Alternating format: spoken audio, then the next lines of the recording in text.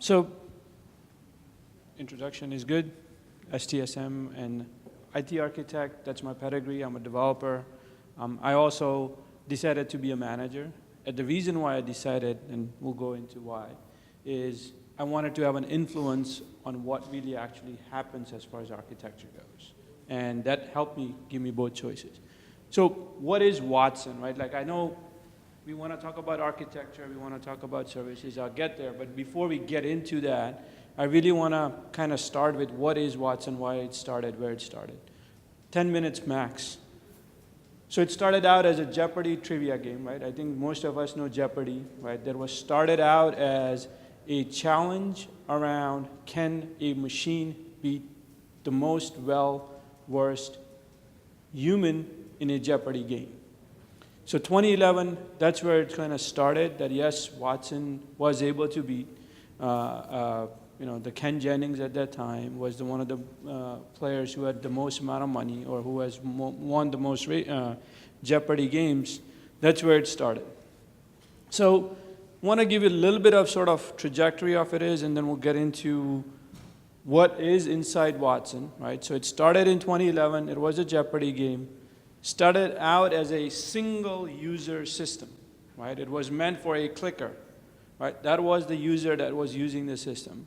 It was, took a long time to process the data, ingest the data, right? And the corpus was very domain specific, where it was mainly two corpuses, right? You look at it, it was a Wikipedia and DBpedia, right? Really, that was the corpus where it started from. Single user system, you could see it was like thousands of cores that were used to ingest this system because it had to respond within a very fraction of a second. Going forward in 2013, sort of IBM as a company decided as a business to say, how can we adopt this technology and make it available to our customers? And starting with the healthcare as the first sort of the domain that they wanted to target. Here the users are thousands of users, right? Gone to a single power system from sort of a multi-core 2800 core to a single power system as the base. And then it took about few days to ingest the content, right? And that was only 20 pages of content. It took about a few days to ingest that content. 2014, right? This is really where we made another shift, and this is an architectural shift from going from a monolith to a fully microservices architecture, right? So that we can hold up to, and this is what was called Watson Developer Cloud. So what Watson is multiple services that are hosted as underneath it as a microservices, but they're exposed as an APIs to end customers.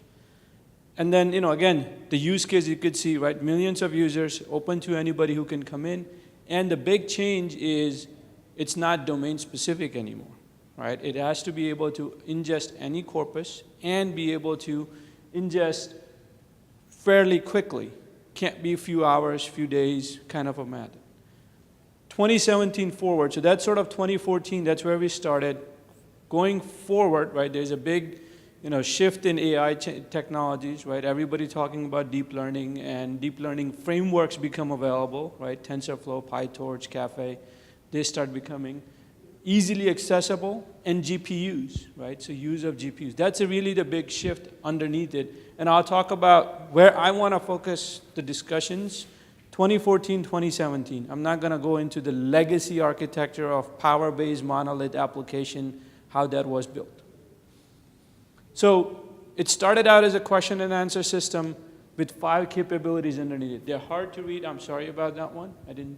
Question analysis, natural language processing, simple machine learning, feature engineering, and merge and rank. Those were the 5 sort of capabilities or the technology algorithms, if you think about it, were underneath the Jeopardy as a system.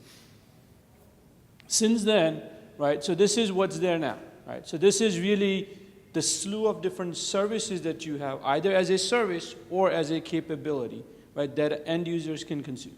I'm just kind of setting the stage on why we did some of the things that we did in the architectural.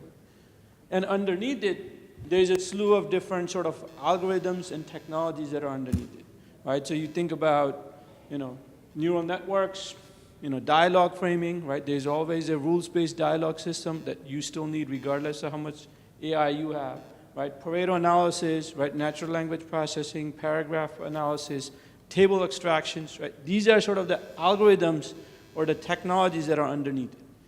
Each one of these technologies that you see underneath it is a microservice, right? And that's really, and then depending on what functionality we are producing outside, we decide to sort of compose those microservices as a solution or as a service that you can consume.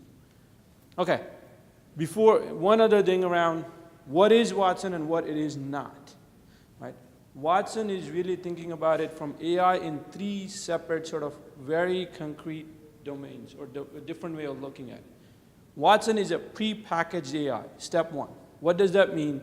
It's already trained with a set of corpuses, and you are just consuming that corpus, right? You have some data that you would like to see what it can do with it, and you get that return. That's sort of your first pre-trained use case, right? And some of the services that fit into it are like visual recognition, right? We have a pre-trained corpus that you could use against it so that you can, send a set of images and you get a response saying what is the confidence that AI, the Watson has around what is inside that image.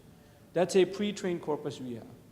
Second one is transfer learning, right? This is where we take our pre-trained AI, right, the step 1, and add your custom data to it so that now you can add your own sort of classification, right? So visual recognition, if you take that as an example, you can take a set of images and say, this is images of a bunch of cats, or this is images of a bunch of trucks.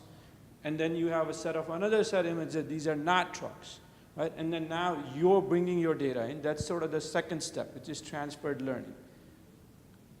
The difference here is, for the first part, as an end user, as a business, as an enterprise, you just need to bring in your subject matter expert in the industry that you are in. Second, same thing. You need your subject matter expert only. Now, when you move into the third stage, which is the full custom model, where you can say, I just want the raw capabilities that, let's say, Watson or IBM uses for training its base models, and I want to build my own models.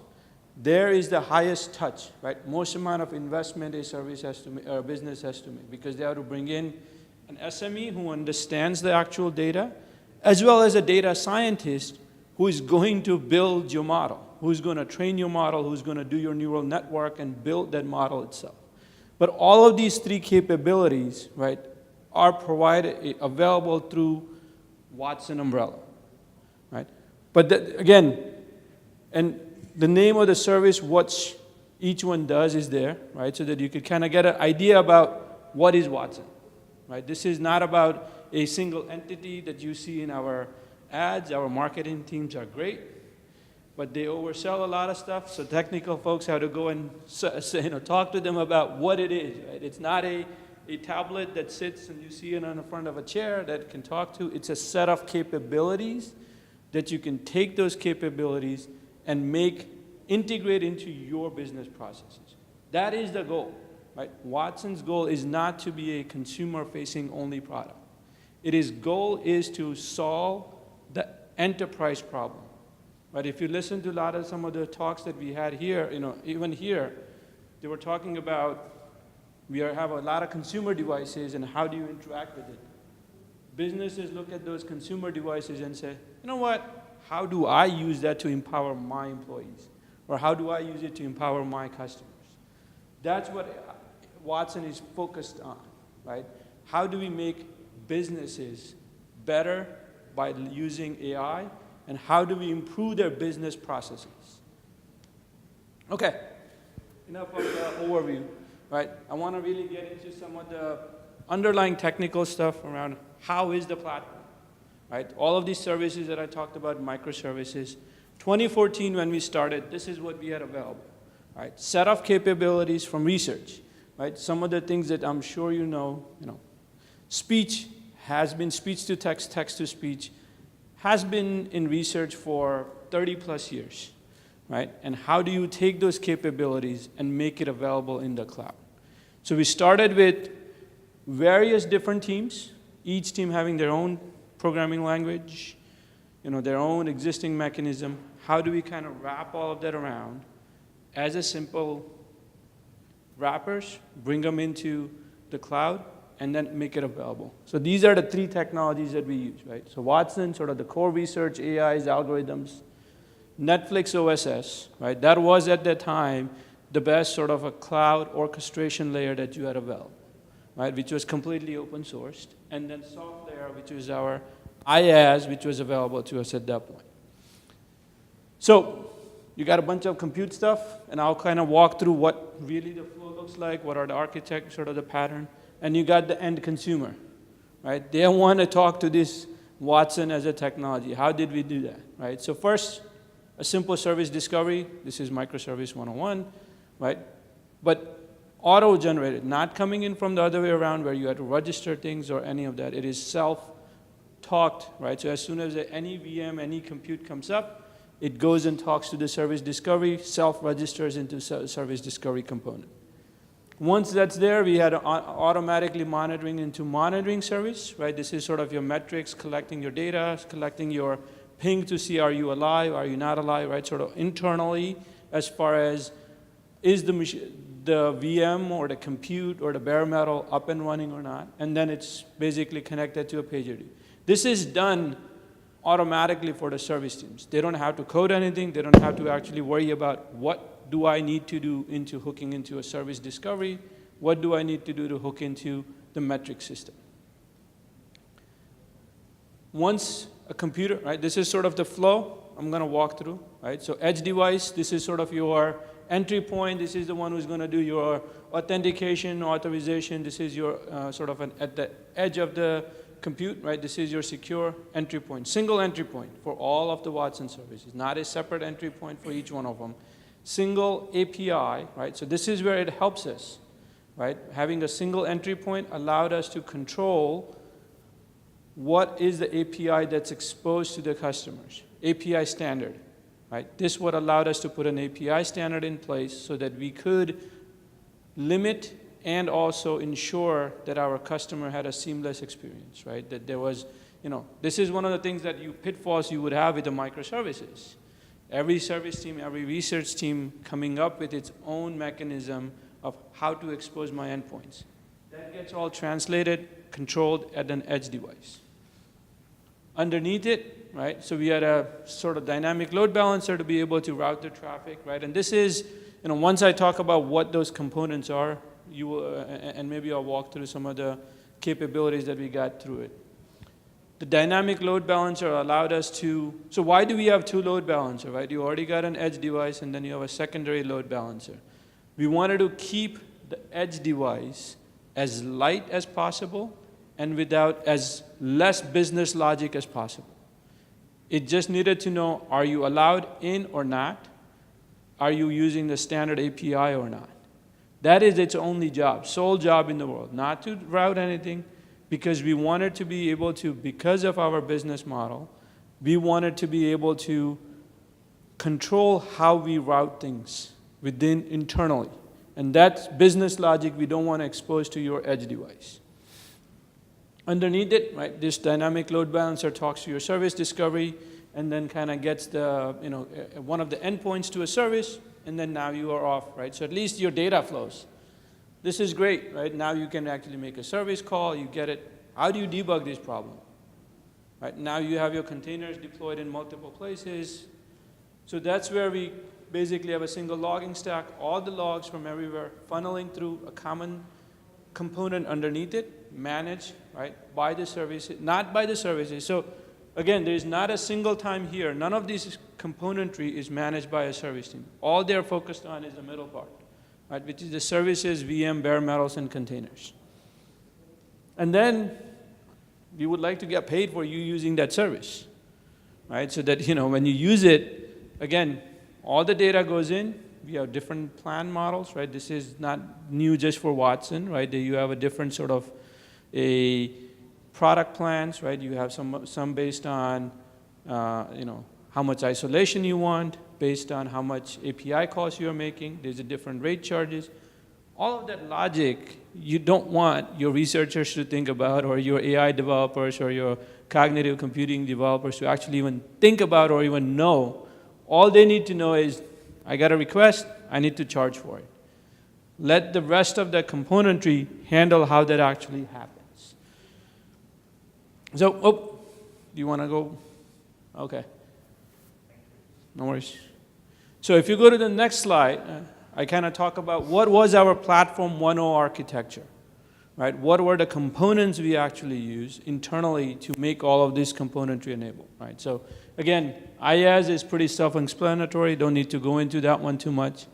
Above it, we had our own security layer, right? This is sort of managing our, audits, things that are coming in as far as access control, vulnerability scanning, right? Making sure that your API endpoints you don't have an SQL injection code exposed, right? This is, again, done at a platform level, right? Done by a completely separate team, not having the Watson core teams to worry about.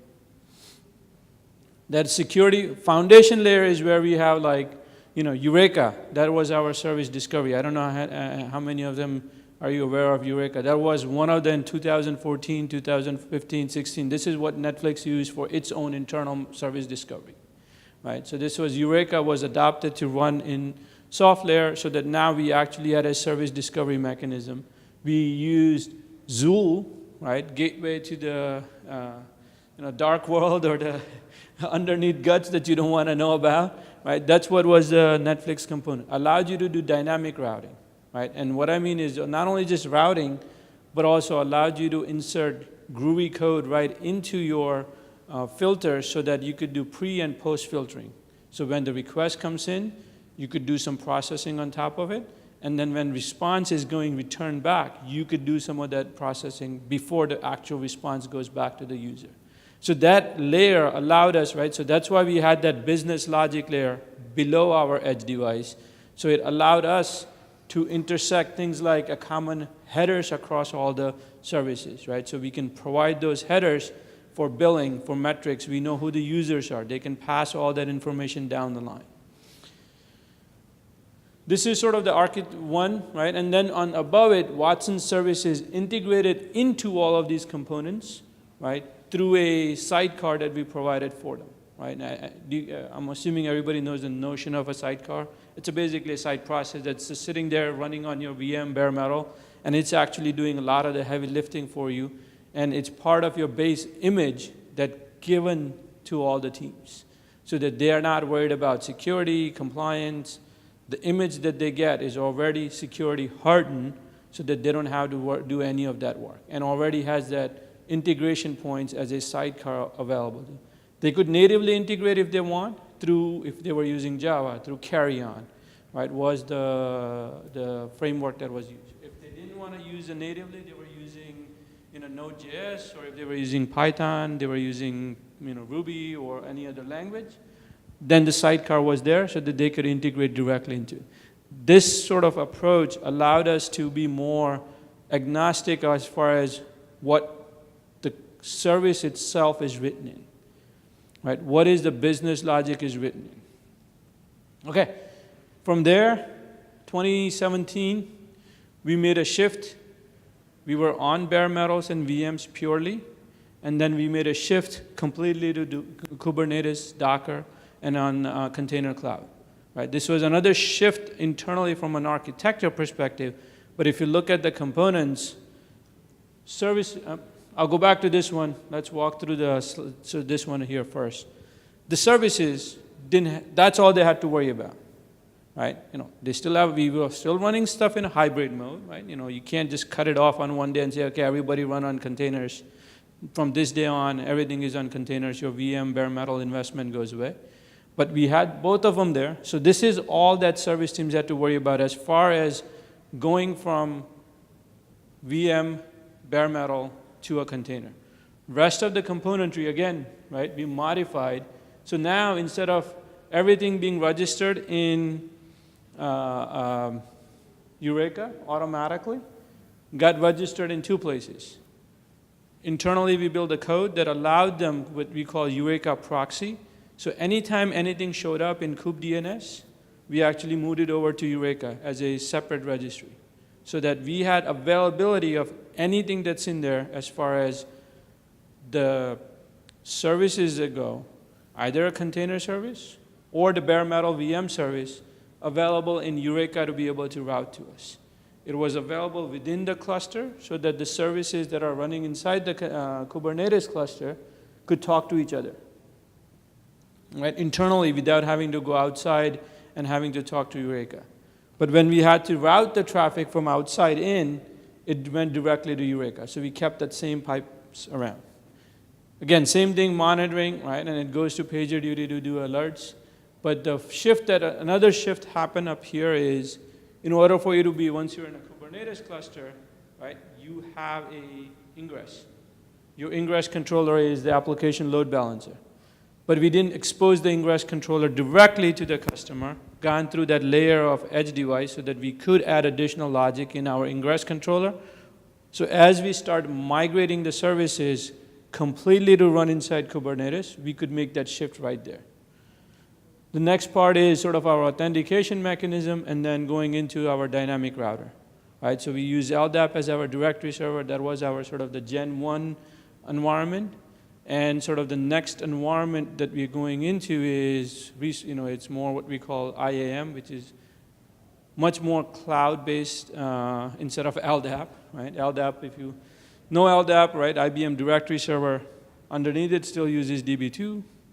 And DB2 on the cloud at the scale that we needed it was not there for us. So again, going back down into it, right, we can still route the traffic to both the VM-based environment or the container-based environment with this sort of routing logic. And then we added another sort of component for, so you see a pattern emerging. I don't know if you see in the pattern on this is, anytime our services had to interact with any cloud components, there was a middle layer to abstract us away from changes at the cloud layer. Because clouds, technologies continuously are changing. Right? That's the one pattern that if you come out with that one pattern, that's the pattern that we are going after, right? And again, rest of it remains the same, right? We changed the, as far as sort of the data store goes, we moved over to more of a queue. That's the biggest change that happened as far as the service teams go. Right. What exactly do you call this? Sorry? What exactly do you call this? So if you look at any of the touch points here, right? So these are the two pieces that we want to protect. We want the teams to focus only on these two things. Rest of the componentry is sort of the cloud layer. Right, so here, if you look at the Zool, you look at your service discovery, right? That may shift, but between this service discovery and the kubedns, there is a Eureka P, which is the one that's actually doing all the service registry now. Middle layer is the one which makes it transparent whether something runs on. Right, so that's what really is focusing on, right? Is to say, can we be in an environment, right? Because again, today it's Kubernetes. Tomorrow, who knows, 6 months down the line, a year down the line, who knows what the next silver bullet we will get, right? We want the AI engineers focused on AI, not on all the componentry that goes around it. So there's a couple of, mindsets, and then I got, can we easily go back? So I'll try quickly go back to the previous slide. This is the part of PowerPoint. Oh, there we go. So what sort of mindset as we were starting to develop this, as we were trying to put this together, what sort of the mindset that we went with, right? And this was a hard pill to swallow for a lot of service teams, right? First one team that decided what the architecture was going to be. So there was not, you could do whatever you want. You could do whatever you want in your own world. But when it came to actually bringing that out to a platform or exposing that to a customer, had to be a same pattern. Why one architecture team? Next one inside it is that sort of no new plans of exposing our Gen 1, which is sort of the 1.0 architecture that we were building. right? So this is more about, when we made the decision, any new capabilities, anything new we do, got to go to the new environment, otherwise we will never get out of your old environment that you're running. At the same time, we did not want a fork in the code, and that's where the middle layer comes in, right? So this is how we were able to protect the developers from not having two separate code forks, running in a sort of a old Netflix OSS-based stack versus running in a pure Kubernetes-based stack, right? There's a big difference between the components and the capabilities you get. We need to support what we call deprecated, right? So we are running, again, the AI field changes, and it changes in such a manner that you can't say, these are the 5 things I'm going to do, and that's all we will do for the next 5 years, right? As the field changes underneath it, we have to deprecate things, and there is no point in moving them to get into a compliance, moving them to the new environment, right? So there was a lot of these decisions that were made top down, and this is the mindset we went in when we started to develop this, right? And we got the agreement from all the way up, right? So this wasn't just architecture team deciding it and telling the development teams that this is what needs to be done, but it also the architecture team had to go back up to all the executives and make sure that they understood what this meant, right? That there will be a higher cost for bringing out new features. There will be screams from customers that say, why are you not making this service compliant? I'm using it, I'm paying you for this service. Why aren't you getting it to a compliant state that I need it? Because it's not a strategic business direction, right? So there's a big, so architecture, right, sort of sits in that middle layer, right, where we have to convince 2 bosses. It's not just one that we have to do. And another part of the very good decision we made is we're going to box ourselves into the capability for data stores. We have teams that are used to using, my own version of Maria, Mongo, right? I want to use MariaDB, and I want to use Janus Graph, and I want to use the latest and the greatest that comes out, right? This is the mindset that most of the developers would be in, right? And we had made a very concrete decision. Only thing that we will do is what is supported by, from IBM's perspective, Compose, right? Because that was something that that gave us 7 different data stores that we can go after, but it limited our exposures of what level of, change we have to handle, right, or be able to manage. So that was this has caused one of the biggest uproars, right? Why can't I go use this new database and it's going to improve your performance by 5 times if you use this data store? Well, because it's not in one of the files, right? If you want to use that one, go work with your counterparts in the data store teams and get them to understand why there's a 5x performance and get them to support it. Right? Until it's in that catalog, we won't use it. This, again, this is still up to date. This is the biggest concern we have in the teams. Right? And then the rest of the stuff is pretty self, right? We want to farm out, right? We are in the business of AI. We are not in the business of logging. We are not in the business of metrics. We're not in the business of cloud, sort of cloud layer from the Watson point of view. Farm out as much of that as you can. But at the same time, abstract away, right? If you go down to the details of logging and monitoring, don't tell them to directly send it to your choice of logging system. Go through FluentD. Go through an initial middle layer that actually will abstract away what they are actually using underneath it. Right? So that was something that we made a very decision on, and this was an architectural decisions that we made. Now, it's not going to let me go through it very quickly, so I'm trying to skip over it in here, see if it'll let me skip over. Yeah, I did, okay. Instead of trying to use the clicker.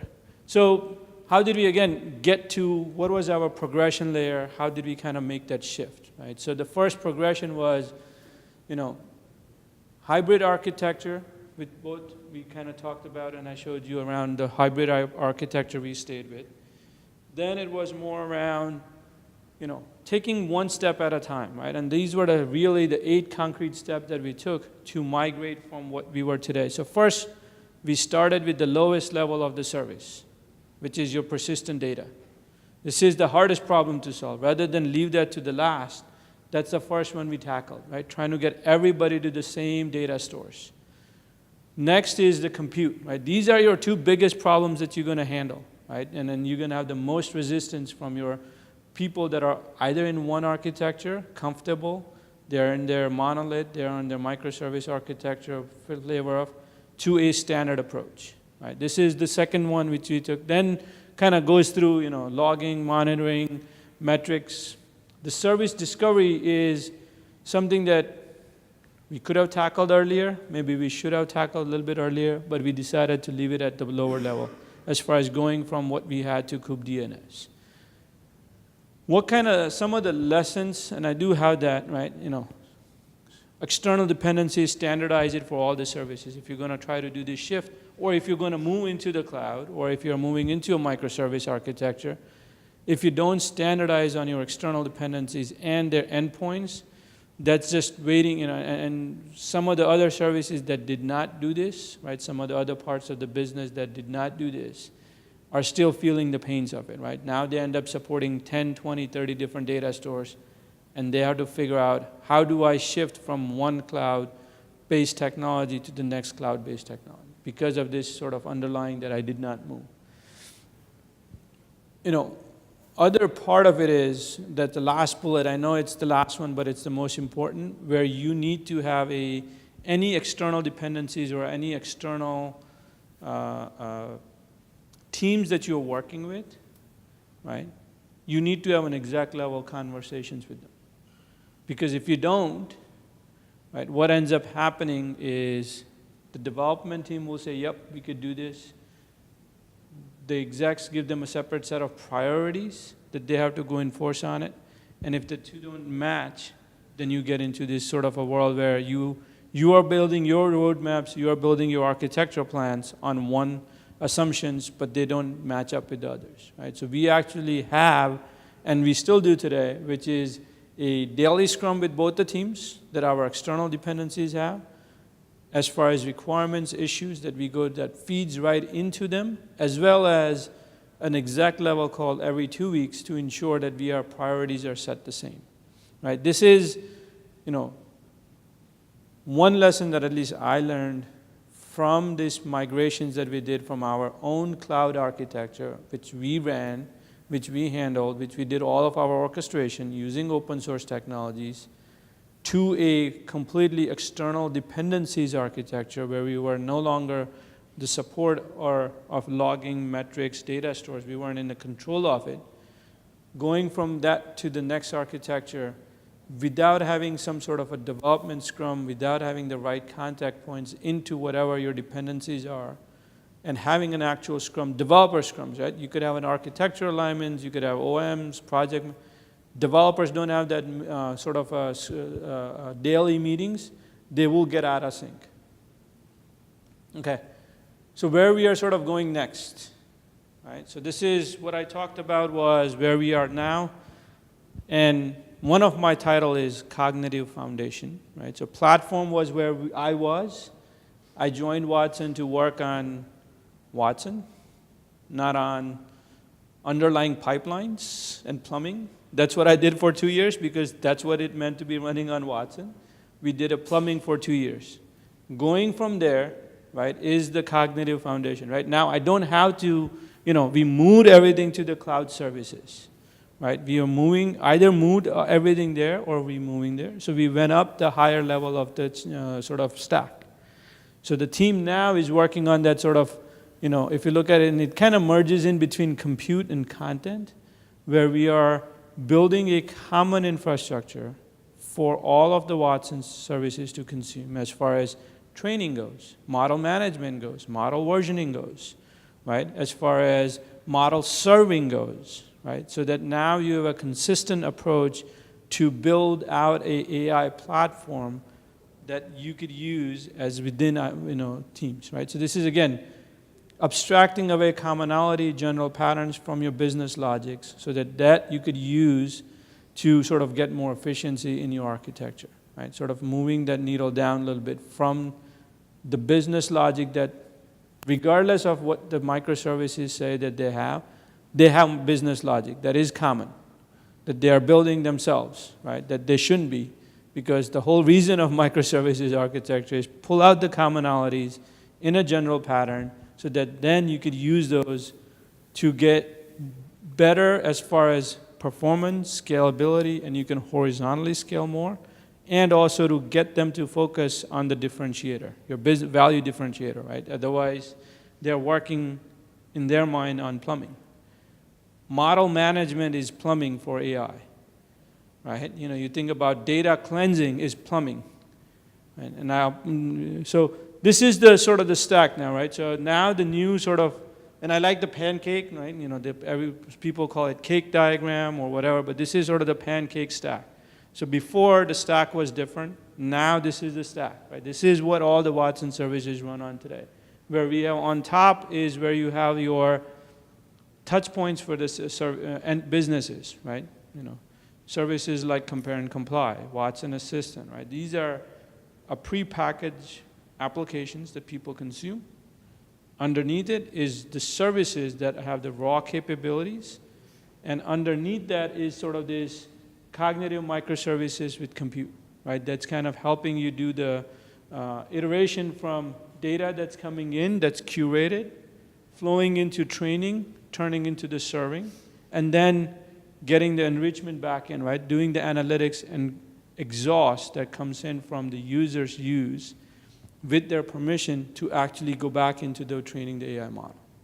So there are, you know, models, plans that we have which say, I'm okay if you use my data to make the AI better. Some of them say, no, I don't want you to use my AI, and they can cut it off at every single API request or at a organization base.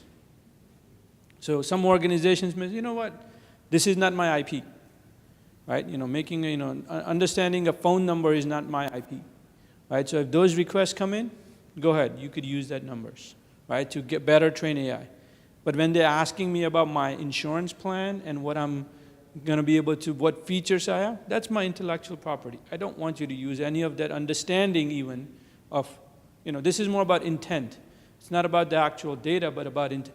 Don't even use that intent that I train my model against to understand that this intent of this is to understand the features. Don't use that in any of your bettering your AI models, right? So there's a level of control that the customers have on what they want to be enabled, what they don't want to enable for training the base models, right? And that's another big piece, right? Then how do you orchestrate all of that? The reason why we were able to orchestrate that is we have that edge device on the top that has a very light level of orchestration, right? Light level of understanding of what to do. But when you dive down into the dynamic router, which is Zool, which actually has the business logic, they can go talk to a data store. They can talk to a policy manager to say, hey, the request that I just got in, is it policy so that I can use that data or not? And I set the right flags in my request that goes back down to the service so that they can consume it. Right? That's why we moved some of that logic up at the layer, which is common, so that we can enforce the policy around data privacy. It's a big issue, right? I'm sure everybody sort of, when they talk about AI, that was intently done because we are dealing with enterprises. And enterprises, this is their IP, right? This is their intellectual property. So, again, at the bottom, you crawl, cleanse, and store the data, right? But that's stored with the policy manager in place to ensure we're not sort of infringing on anybody's rights. Okay, talked about some around how does Watson or how do we use training, right? And, training could take, you hear a lot of hypes about deep learning and AI, and it's going to change the world. Right? But if you look at an actual practice, what an enterprise or what a business needs is not deep learning. Right? Yes, you need to do the training of the models, but those things take a long time. Businesses don't have a lot of time to actually do the model building and actually train it on the fly at everyday basis. What we are trying to do is still use the classics SVM model, right? State vector models, to return the results because they still have the fastest performance as far as the performance of understanding what you requested and what we need to return, right? This is a classic. It's been around for a long time, but we need to take the understanding and learning from deep learning and bring that into the state vector machine, right? That's this hybrid model that we use, and this is the fast training and accuracy. This is, if you boil the whole down to how do we get smarter with the small amount of data? This is sort of boils it down to that small amount of data. How do we make that happen? Because enterprises, regardless of what they say, they just don't have labeled data. They have a lot of data. They just don't have it labeled. And any AI system needs a labeled data to learn and then be able to sort of answer and provide value to a business. So the models that we build, the technologies, and what we focus on really is to how do we derive insights from small data, right? And in order to do that, we can't just rely on deep learning models only, because deep learning models are going after big data, right? So we need to do that hybrid model of taking our classical algorithms that we use, classical features that we have, right? These are the ones that have been around for a long time, right? Pareto, right? Like, the feature extractions. These algorithms been around for a long time. They've been being researched for 10 years, 15 years. They have algorithms that work, that do the job. Combine those with some of the new DL frameworks and DL technologies that are applying larger models, extract the features from there, and combine them in SVM. That's the only way you're going to be able to do a fast training and get the accuracy we need on the small data. You could do a good accuracy on large data just through a DL model survey. So how do we do internally our deep learning framework? And this is something that we have actually open source, right? This is called FIDDLE, Fabric for Deep Learning. And it's on external GitHub, right? Where how do we do the training of all of our deep learning? Right? And this is the place where we talked about, right? So what I'm kind of getting into is some of the 2017 what work we've been doing now, right? And what's what sort of is there, where we have made it available, easy for any researcher to come in and say, I got a TensorFlow algorithm. I want to build a model using TensorFlow. I don't want to manage any of the junk that sits underneath it. I don't want to know that you provision a GPU. I don't want to know that you provision, 10 containers to run it. I don't want to know if my job failed. I just want to, here's my algorithm, give me a model, and better yet, just don't give me a model in my object store. Give me an endpoint that I can basically say, okay, my model is trained, it's ready to be served, and I want to be able to now just send my data to see what are the accuracy points I'm getting out of it, right? So we're abstracting, and this is sort of the actual system that does it, right? So customer in this sense, my customer, AI researcher, AI developer within IBM comes in, puts in, through a REST API, through a gRPC, says, here is my code. Here is the parameters I'd like you to use. Here is sort of the range that I would like you to tune my parameters against, right? This is the biggest thing in the machine learning, deep learning is, I don't know what parameters to use, right? What percent, what should I be using? How many layers I should be using? How many, how many of these I should be training against, right? What is my accuracy? I just know it should be somewhere between 0.8 and 0.9. Just go do something with it. And tell me when it's done, right? So there's a hyperparameter optimization. All of that is built as part of sort of that learner pod that you see underneath it, right? That it takes care of, right? Training job comes in, gets put onto a queue that it needs to be run, service comes in, and there's a lifecycle manager, manages your end-to-end flow to ensure that your job finished. If it didn't finish, any failures happen, the helper pod will put any of the logs that are generated, any of the models that are generated out of it into the object store that you're using. Use your flavor, right? S3-based object store, cloud object store, or Rook.io, or whatever it is. It'll store it into that backend S3FS-based volume. We use IBM's cloud object store, right, as a backend, but as an S3FS driver, and stores the data into your system. Job monitor is sitting there monitoring the jobs to see, yep, it failed, did not fail. And this is available as a platform to all of the AI engineers. And sure.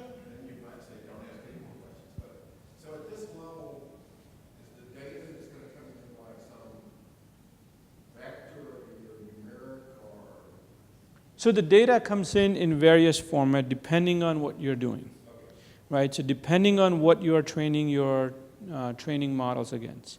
So if you look at TensorFlow is really focused on images. That is vision, right? TensorFlow is focused on vision through the CNN as a bound. That means you've got a matrix of pixels. Yes. Numeric or something like exactly. That.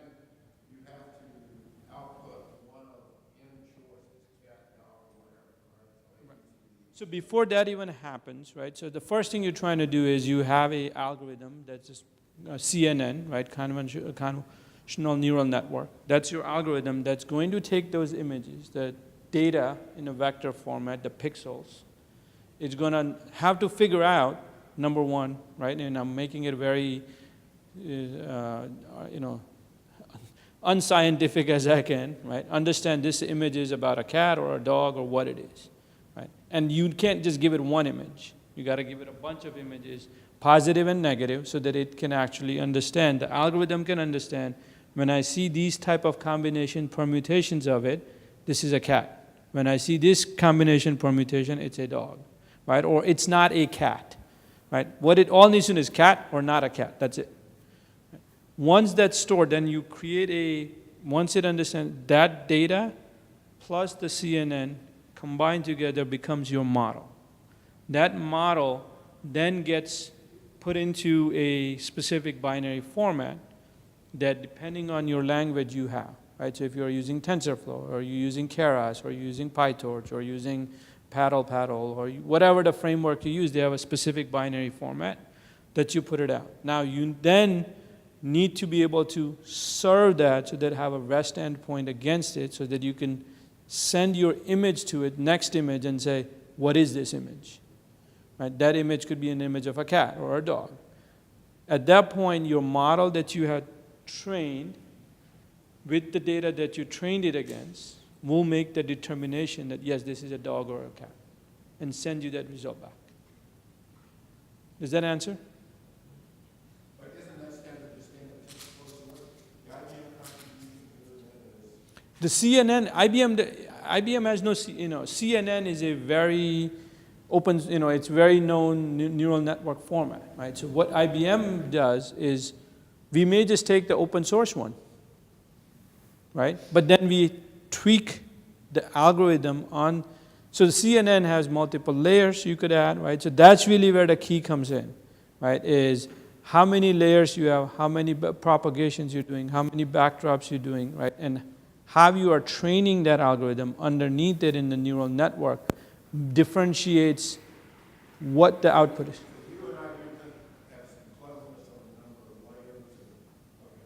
Right. That's what the research, that's what the data scientist's job is, right? Is to understand the neural network and figure out what is the most optimal for vision. What is the most optimal to understand images? What is the most optimal to understand the video? What is the best to understand the speech? Right? What actually works? Right? There's only certain, and the number of layers you have, what type of neural networks. A lot of that is hype that can say, oh, I got a 1,000,000-layer neural network. Yeah, great, right? But does that really mean that it's going to work for my use case, which is business-driven? Small data comes in.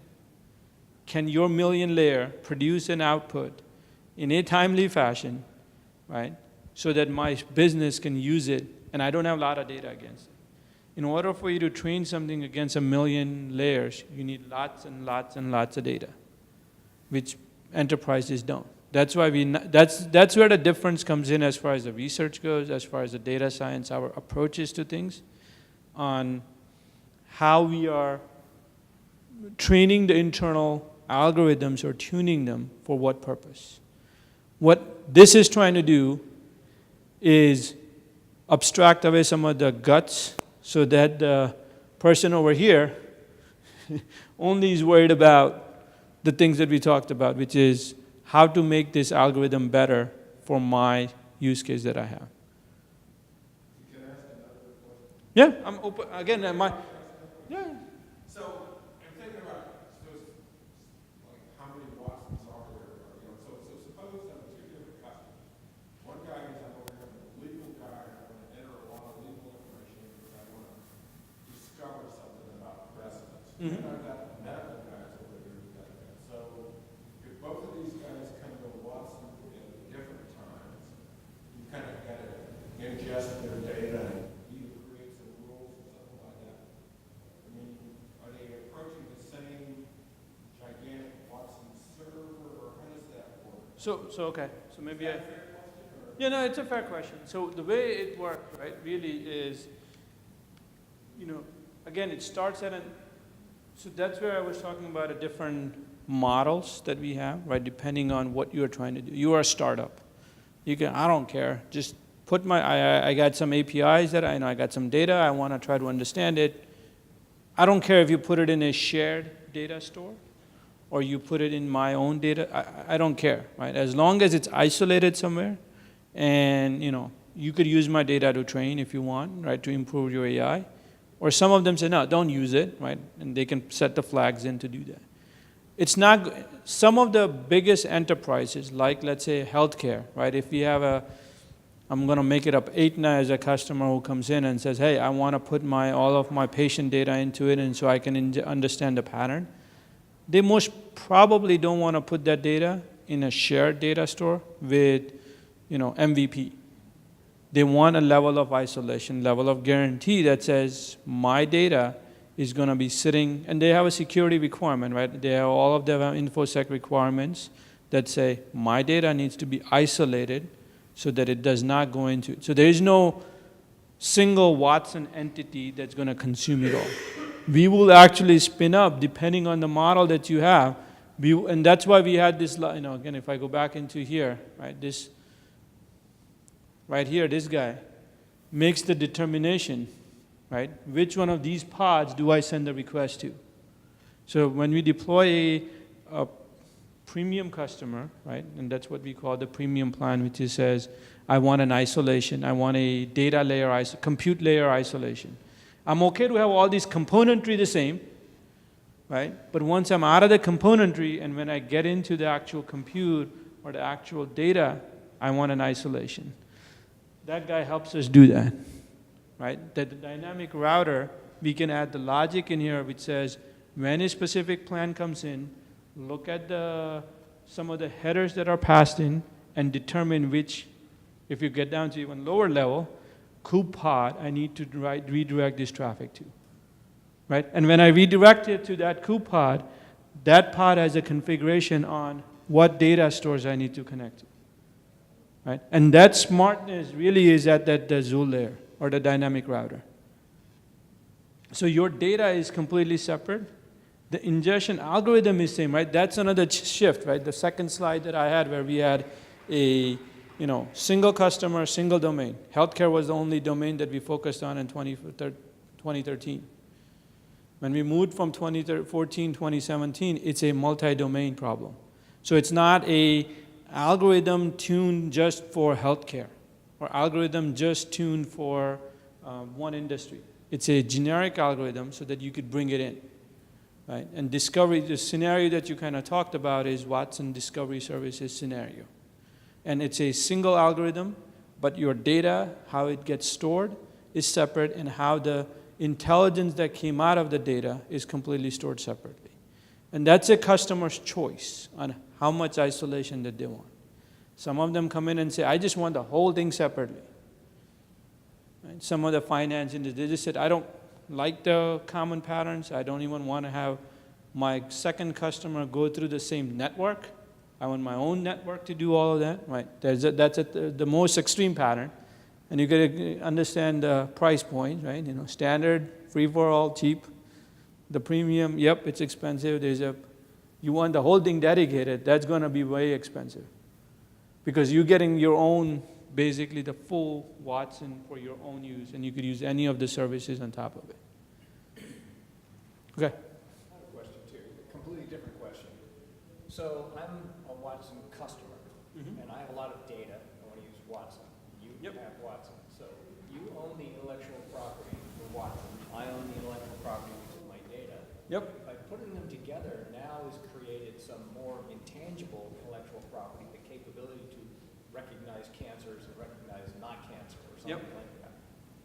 Who owns that intellectual property, or is it cross-licensed to both? No, it's you own that intellectual property, right? Because it's your data that trained the underlying. What we own, so if you go back, I'll go back to this one. Sorry, I had to jump around a little bit on the slides. But if you go back to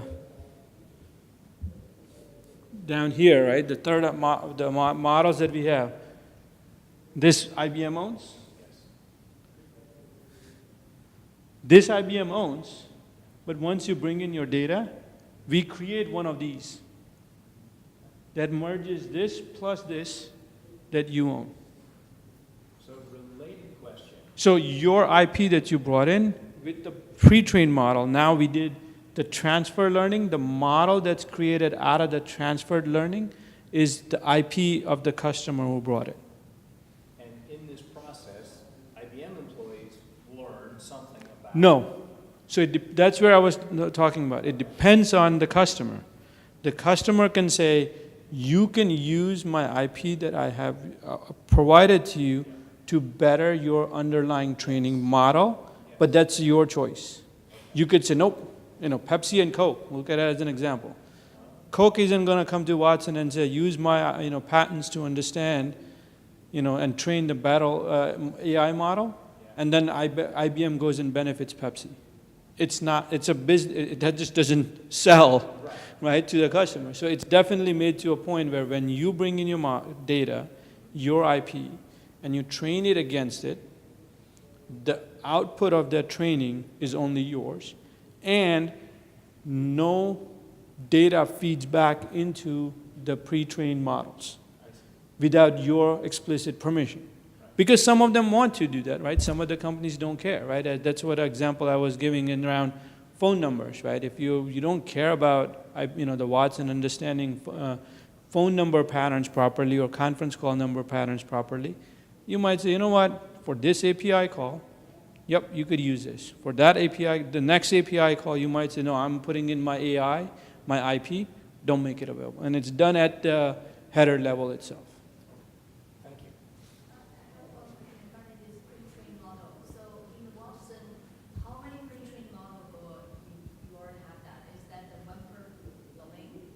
So that answer is different. It depends on what service you're looking at, right? I'll give you an example. For speech, it's one per language, right? For vision, it's one that tries to do a generic. So it depends on what your use case is, and you may have a different model underneath it. For natural language classification, which is trying to understand the intent of your question, of what you typed, it's one model. But then you come in and add your smartness against it that says, I ask you about weather, what's the weather outside? What's the intent of that question? You, out of box, without training, you said it's about weather condition, right? But then, that just flies so far, right? You could only go so far. When you start talking about your industry-specific intents, Watson's not going to know about that from a day one, right? Now, we have two choices, right? This is what this is where the difference is in a lot of the offerings and why Watson made specific or IBM made specific decisions about some of these things is, I could say when you train a model against understanding a medical nursing field, right? All the intents I have, I can take that and make it into my base model. We don't do that. We say, you trained it, so you are one who are going to be able to benefit from it. Right? Now, we don't This is another part of it where we don't say, okay, you could train the model against Watson's technology, classify it, and then take that and deploy it in your own instances, right? Because at the end of the day, this is this is business that we're trying to do. So it's like, if you trained it against it, it's yours. You have the full control of it. You could delete it, you update it, you can do whatever you want to do with it. You can't download it and then take it somewhere else. So a related question, what data do you use to get this? So we use, so there is there's a lot of open, corpuses, so for example, to train a lot of our vision, we use ImageNet. Right? There's a large number of industry-specific, large number of open source data that's available, right? And there are times when we work with the customer, right? And the customer may say, okay, I am a sponsored user for a specific industry, and I'm okay up to a point to train a generic model for my industry.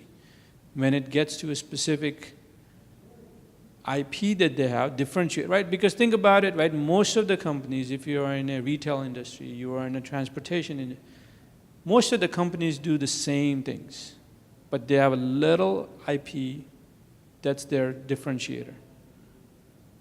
A lot of times, companies see the value in being able to train a pre-trained model, have something ready, right? So that they could use it for themselves across all of their organization. They see a value in that, to have a basic training, and we work with them on, at that point, it becomes more of a research engagement, where the research teams that are doing some of the work, working with the customer, one-on-one, right, and they get a much more hands-on experience from training AI, their capabilities are much more enhanced, and one of the output of it is, you give us some of the training data. You keep your, the differentiator data as is, but you give your training data. And we've done that before, right? And not to kind of give out a lot of the customer. When we're trying to do language models, right? Understand, building new text-to-speech, speech-to-text. We have to work with someone. We just can't not work with a customer, right? And so there is that model is always there that we work high touch with the customer, with the research, to do the pre-training. A lot of it is open source data. A lot of it is crowdsourced data that we use to train our training. And that's where the difference, again, a lot of the difference is we do not want to take the data that's coming in without the customer's permission to build our models. That's a stance that Dini has taken, right, from at the CEO level, that we will not do that. We do understand that there is a cost associated with that. And the cost is, in people's mind, in perception, right, we will not be as good as AI. But if you go and look at some of the studies that come out, every single time it talks about consumer, Watson is not the top one. But when it goes to businesses, and when you talk on a business enterprise level, it is focused on there. So it will come out. And it's not that it doesn't. If you and again, I don't want to do product. I'm not here to talk about product, but you brought up the questions around it, so I'm talking about it, is New Wave, which is the Forrester's research. They just did a study of conversational platforms, right? They had,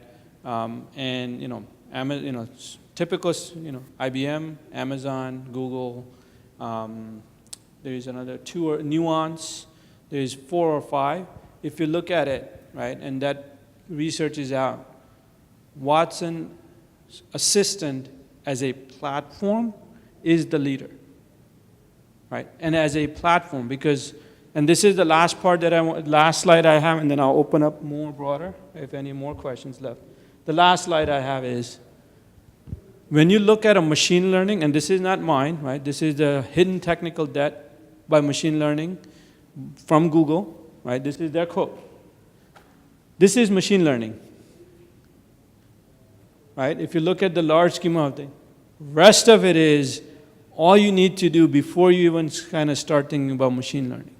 So what I was referring to around assistant platform, before you get to training, before you get into the actual building algorithms, you need to do a ton of these other work. You can't let enterprises, if you give them this picture, they'll be like, I won't get there until 5 years or 6 years from now. Don't just give me solve a problem for this. Solve the problem for an enterprise, you need that whole spectrum of things. They need to be able to understand, how do I put this thing in front of an SME so that they can start training my model? How do I put it in my data scientists? How do I give them a platform that they can actually build, debug, and train my models? How do I give this in front of my ETL guys so they can take the data from my data stores and bring it into so that I can have my SMEs and data scientists label the data? You need that end-to-end platform. It just can't be you have a solution here, right? So when you look at that study that was done by Forrester, it's all about what capability gives you for an enterprise, for somebody who's building it, an end-to-end platform. Not just, you need tooling, right? From tooling from SME, data scientists, and training. How do you make it available so you could serve this data? Right? That's also not something that you want to leave it up to an enterprise to figure out, because that is infrastructure. Right? TensorFlow has a different way of serving something versus Keras has a different way of serving something versus Python, R models that you build is completely different. Right? So you need an end-to-end platform for an enterprise. And this is, if you take out one thing about ML, this is what you need to understand. Yes, there's a lot of talk about machine learning, deep learning, all that stuff. But as an architect, as an enterprise, as a business, what do you want to focus on? Right? And if you are okay with getting your feet wet with pre-train, start there. Iteratively move, right, from step 1, 2 to 3. Right? Don't think that you got to go invest heavily on step 3 before you actually have tried 1 and 2. Okay. I got a lot of time left, so we got 20 minutes left. I'm happy to answer questions. I have some questions regarding that. Like some slides, learning jobs, stuff like that, or student open source, this one. So all these open source machine learning libraries. Yep. Whose job, for example, I'm a little bit confused. If there's a new open source machine learning library come up, whose responsibility to add this capability into your system? Is it developer?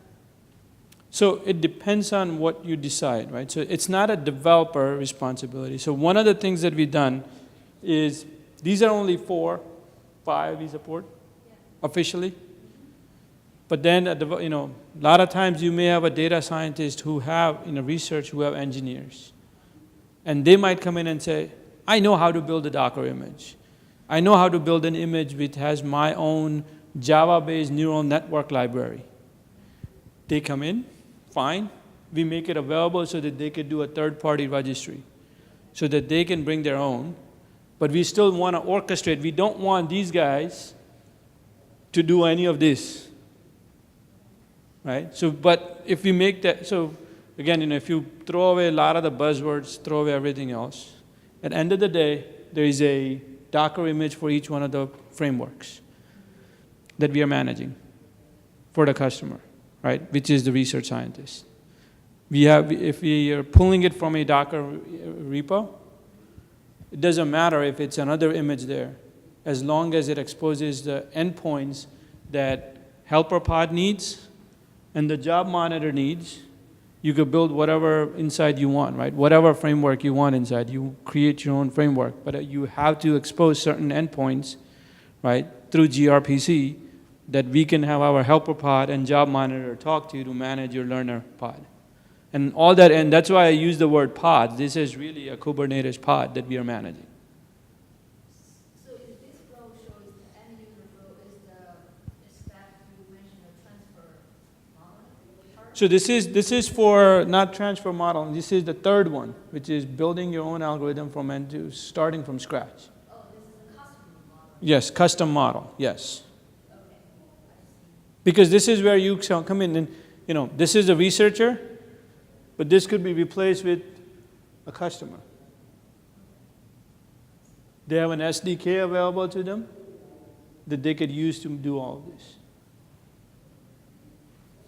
So this is the true custom model, right? This is the high touch. This is the most, as far as an enterprise goes, as far as a customer goes, this is the most expensive in their term as far as the resources they need to bring to the table to do something with it. Because you need data scientists, you need an SME in that understands the industry, and you most probably need at least a developer, right, who can do some of your ETL and data cleansing and data labeling for you. Another question, can you elaborate a little bit about, you have another slide regarding hybrid approach to get fast and accurate results.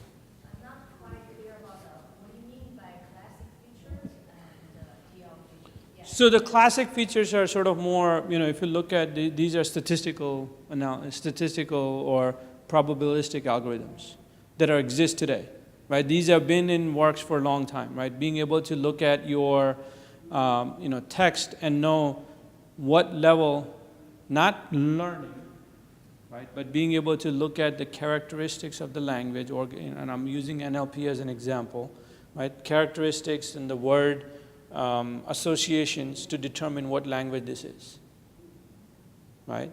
That's the classic feature. That's a probabilistic feature, right? This is more just saying, yep, I think it's a 90% guess that this is a XYZ language. That's the classic feature for an example. Versus when we have a deep learning model, it actually understands that this is a Spanish language based on the training you provided, based on the unstructured data that you provided, labeled it with a specific sort of labeling, and then you build a training model that to recognize that this is a Spanish versus this is English. The algorithms, the neural networks, the model that come out will be different. So that's where we extract the DL features, right? This is the secret sauce, right? From here to here. This is some of the secret sauce on how do you extract the features out of your DL models. Yeah, that's kind of confusing because normally you do the model from your analytic feature. Now you are doing the reverse part from Yes. your Because the reason why we're doing the reverse part of it is to feed it into the state vector machines. Yeah, the other question is SVM here is not support vector machine, it's different. No, it is support vector machine. We are taking both the features and putting into support vector machine algorithms. Because that is the fastest way of being able to get to what you need, right? We've done the performance tests across, like our NLP, right? If you look at the natural language processing, this is still the fastest way for us to do transferred learning. This is one of the reasons why we still have an SVM there, to do the transferred learning, right? Because,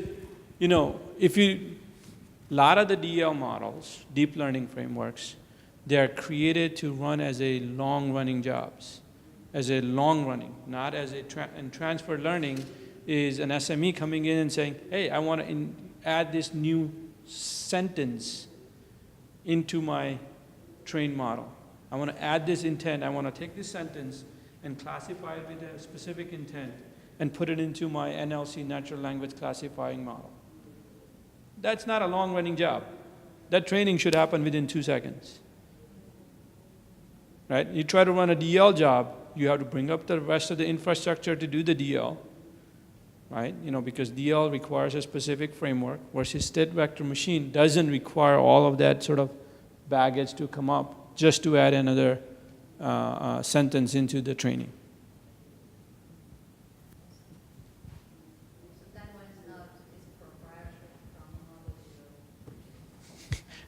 We got to have some secret, some sauce, right? So this is more properly for the incremental training. Yes. And that's what it's meant for, fast training and accuracy, right? How do we do the fast training that is the transferred learning? Fast training, we mess up the words, fast training, transferred learning, iterative training, right? There's a whole bunch of different words, depending on the customer or depending on the person you talk to, there's 3 different sort of words around it. Fast training, transferred learning, and iterative training. Okay. Any more questions? Otherwise, I give. Sure. Is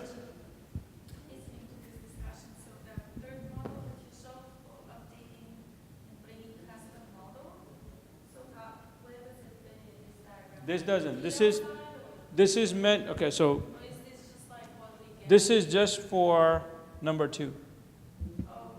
Because now you know, if you go down to number 3, you doing all of it, right? You are building your models. We're not giving you a mechanism to extract features from the models to feed it into your own SVM.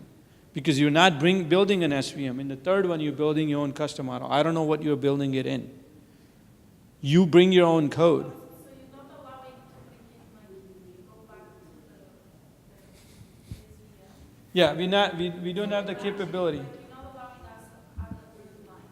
You know, you have classical feature, DL features, then like you add another custom DL features. Right. You don't. We don't have that. That would be nice. Yeah. But that becomes harder.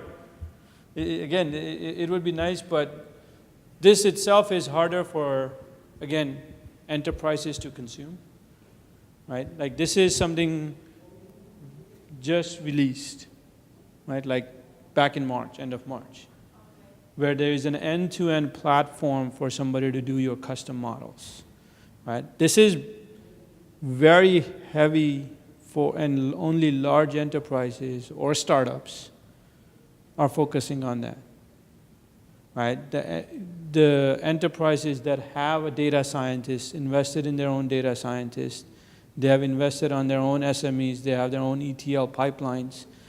That's the one that's really focused on them, right? Because it is not something that you can say, okay, get it off the shelf. This is off the shelf.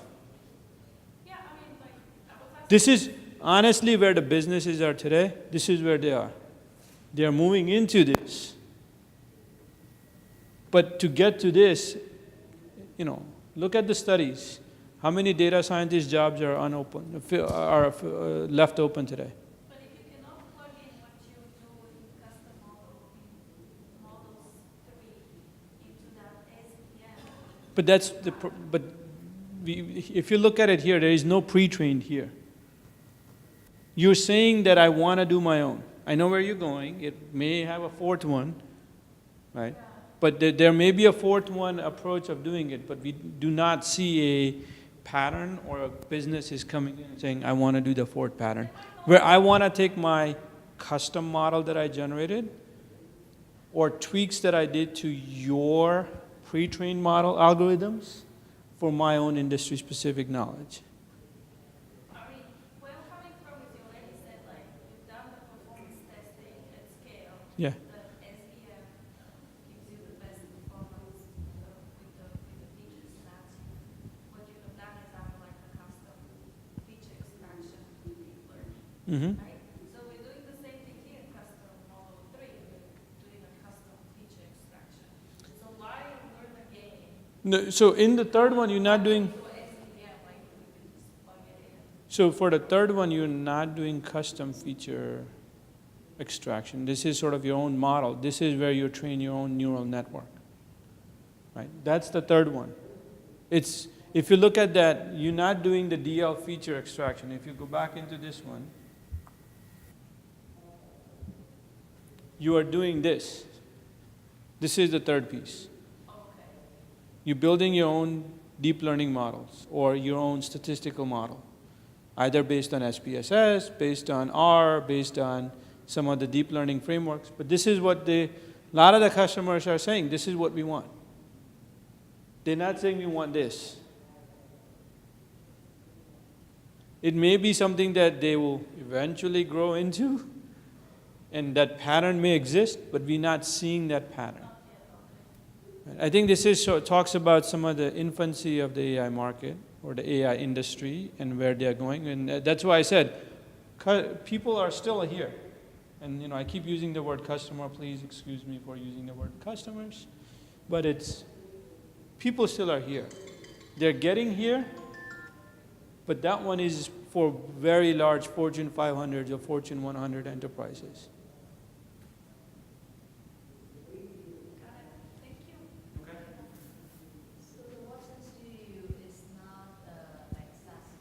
It is SaaS. It's fully SaaS. Fully SaaS, right? Somewhere we can just go to the online and do the extend Yep. license. So the charging model, your business model maybe is It's infrastructure as a service play at this point, right? Essentially, you guys take the pain of installing and running it, so that we just come and use it. So the studio is the full framework, right? So it starts, so you can say, I want to use, I want to develop a Jupyter-based notebooks. I want to develop using R. I want to develop it using deep learning models, right? And again, I want to use TensorFlow. But I don't want to go and provision an AMI to get a GPUs and then pay $1,000 for that for a month. I just have a training that takes 5 minutes to run, or an hour to run, or a day to run, or a week to run. Just charge me the GPU cost for that. Manage all the GORP for me underneath it. That's an infrastructure as a service play. Right? That's a classic infrastructure as a service. So when we use your studio and build the models, Yep. are we free to export the Yep. You provide so when you build a model, when you go into Studio, and if you want to do the deep learning model, one of the things that you provide is a cloud object store bucket. And you create an instance of it, you own that bucket. So all the logs that are generated, all the artifacts that are generated out of that go into the cloud object store, and the model that finally gets also generated goes into the bucket. The next step is once it's in the bucket, you can make a decision now. Take this model and serve it and give me an endpoint that I can use to consume. But that's your choice. You could take that TensorFlow binary and at that point download it and use it. But we don't allow somebody to download and use this model because that has, your pre-trained model? right, this has some of our brains in there. This is all your brains in it, which you should own. The second one, you said you cannot download model actually by transfer and learn. No, Then how are you doing this? you use it through the service we expose. Oh, okay. So for example, we have a natural language classifier as a service, or speech to text, or any one of these, right? Knowledge Studio or whatever service. You use our service, but when you come in with your request, we know it's your instance, so we direct the traffic to your models. And that again goes back into that brain that we have, which is Zool, the gatekeeper, that's basically managing the routing. And that's why that routing is not at a higher edge device. It's at the lower because we want to keep it inside our secure environment. We don't want to push that out to the edge device. Right, so this is from the architecture perspective. If you go back, I'll go to a simpler diagram. Right, on here, this is our edge device. That's our edge of the perimeter. That's the one that has if you really go down into guts of it, that's the only thing that has a public IP address. Rest of this GORP underneath it, none of that has public IP address. It's not available through your public. Right? And that's why we made that decision specifically architecturally to not move this into the edge device. That's the classical pattern. The classic pattern is to take this and stick it up into the edge device. Right? Because we have business logic in the dynamic router, which we don't want to expose it out to the public internet. Because if this device ever got compromised, all they could look at it is, yep, the traffic's coming here, it's going there. It doesn't know what that means internally. All of the traffic really, all this guy's doing is saying, yep, you are allowed or not allowed. Once you are allowed, it's sending the traffic here. That's all. It does some rate limiting, it does, how many, IP-based rate limiting, and some of your DDoS things, and some, that's your true edge device, but that really has no brains as far as any knowledge of the customer routing, any knowledge of plans, any knowledge of metering, none of that.